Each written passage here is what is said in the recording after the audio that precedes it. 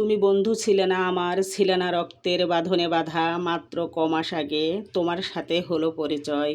তবু কেন মনকে বোঝাতে পারি না ক্ষণিকের তরে, তুমি নও কোনো আপনজন আমার, তবুও যেন ছিলে বাঁধা এমন বাঁধনে, যে বাঁধনে ছিঁড়তে পারে এমন সাধ্যকার।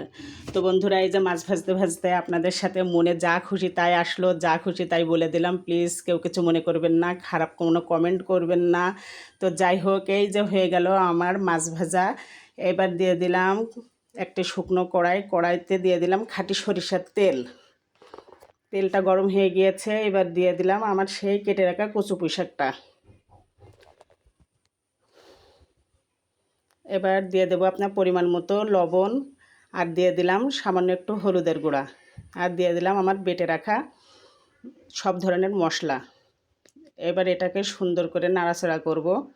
সুন্দর করে নাড়াচাড়া করে এতে দিয়ে দেব সেদ্ধ হওয়ার জন্য পরিমাণ মতো পানি। আর যতক্ষণ পর্যন্ত এটা সেদ্ধ না হবে ততক্ষণ পর্যন্ত ঢাকনা দিয়ে ঢেকে রাখবো।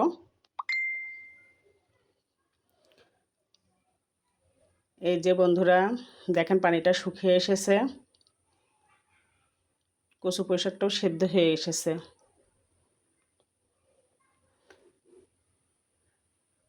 এবার দিয়ে দেব পরিমাণ মতো ঝোলের পানি।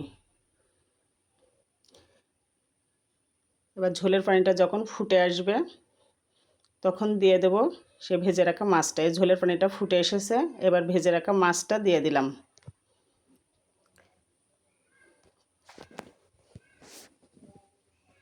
তো বন্ধুরা, এই যে হয়ে গিয়েছে আমার কচু পুঁই শাক। কেমন হয়েছে অবশ্যই কমেন্টে জানাবেন।